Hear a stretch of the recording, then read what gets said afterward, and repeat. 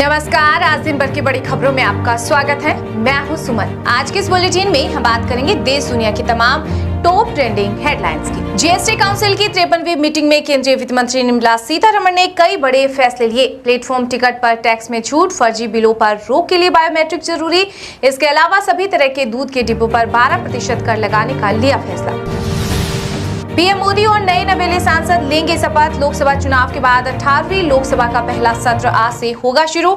इसके बाद अध्यक्ष का चुनाव होगा और राष्ट्रपति द्रौपदी मुर्मू दोनों सदनों की संयुक्त बैठक करेगी संबोधित।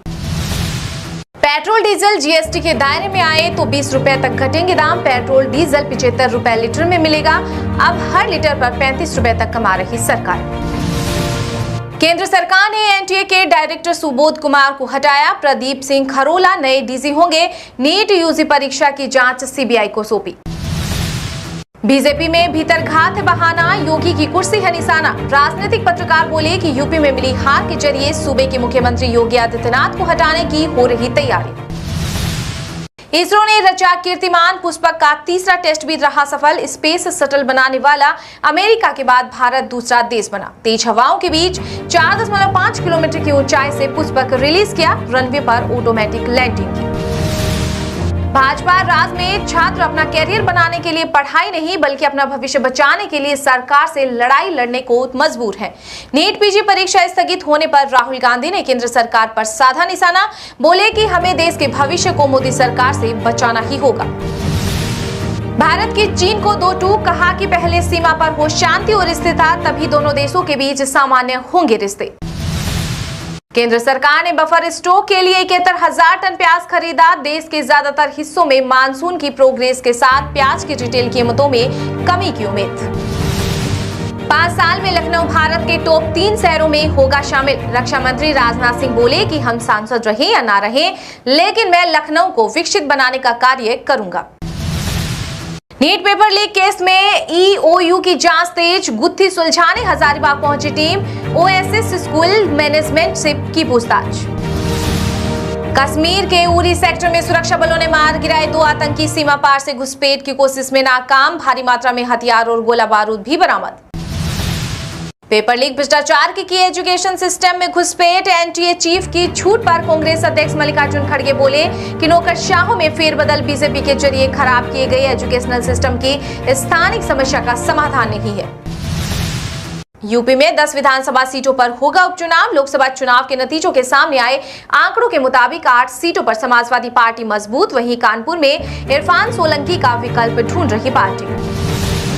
साफ सुथरे ढंग से एक परीक्षा नहीं करा पा रहे मोदी सरकार। नीट पेपर लीक पर बोली कांग्रेस महासचिव प्रियंका गांधी। साथ ही कहा कि भाजपा राज्य में समूची शिक्षा का ढांचा माफिया भ्रष्टाचारों के हवाले हो चुका है। लालची और अयोग्य लोगों के हाथ में शिक्षा और बच्चों का भविष्य सौंप दिया गया है। गिरफ्तारी के बाद अरविंद केजरीवाल का वजन 8 किलो घटा। आम आदमी पार्टी बोली कि 21 मार्च को 70 केजी वेट था, अब 62 हुआ। डॉक्टरों ने पराठा पूरी खाने को कहा। मंत्री पद छीना। लोकसभा चुनाव में हार के बाद अब स्मृति ईरानी, अजय मिश्रा, टेनी समेत 17 मंत्रियों को बंगला खाली करने का मिला नोटिस। जिस गेट से दिल्ली के लिए पानी छोड़ते हैं उसे हरियाणा ने बंद कर दिया। केजरीवाल सरकार में मंत्री आरती सिंह ने लगाया बड़ा आरोप। कहा कि पानी की एक एक बूंद के लिए तरस रहे लोग टैंकरों पर कतारों में खड़े होने को मजबूर। नीट पेपर लीक मामले में बिहार के बाद महाराष्ट्र से जुड़े तार। एटीएस ने लातूर में निजी कोचिंग चलाने वाले 2 शिक्षकों को हिरासत में लिया। डोप देने से इनकार करने पर नाडा से रेसलर बजरंग पूनिया को किया गया निलंबित। राष्ट्रीय डोपिंग रोधी एजेंसी ने नोटिस देकर 11 जुलाई तक मांगा जवाब। दिल्ली जल संकट को लेकर उपराज्यपाल वीके सक्सेना बोले कि आम आदमी पार्टी की वही आरोप प्रत्यारोप की कहानी। यहां 10 साल से उनकी सरकार गाली गलौज छोड़कर गवर्नेंस का मॉडल अपनाए। मानसून 3 जुलाई तक दिल्ली, पंजाब और हरियाणा को करेगा कवर। गोवा, कर्नाटक में भारी बारिश का अलर्ट। यूपी, हरियाणा, जम्मू में अगले 2 दिन तक हीटवेव की चेतावनी। मौसम विभाग ने जारी किया अलर्ट। महाराष्ट्र में बीजेपी को लगा बड़ा झटका। विधानसभा चुनाव से पहले पूर्व केंद्रीय मंत्री सूर्यकांत पाटिल ने छोड़ी पार्टी। कहा कि पिछले 10 वर्षों में बहुत कुछ सीखा है। हिंदुजा परिवार एक ही दिन में बरी। नौकरों के शोषण मामले में शिकायतकर्ताओं ने आरोप वापस लिए। कहा कि हमें गुमराह किया गया था।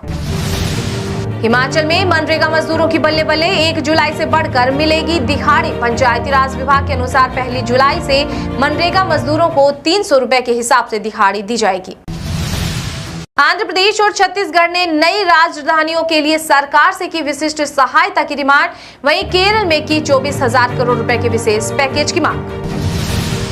नाम बताएं या माफी मांगे, पुणे के एक संगठन ने अर्बन नक्सल वाले बयान पर महाराष्ट्र के सीएम एकनाथ शिंदे को भेजा लीगल नोटिस। रिलायंस ने आरामको चेयरमैन को बोर्ड में नियुक्त किया। अल रुमाइन फिर से इंडिपेंडेंट डायरेक्टर बने। कंपनी के 16% शेयर होल्डर्स उनकी नियुक्ति के खिलाफ।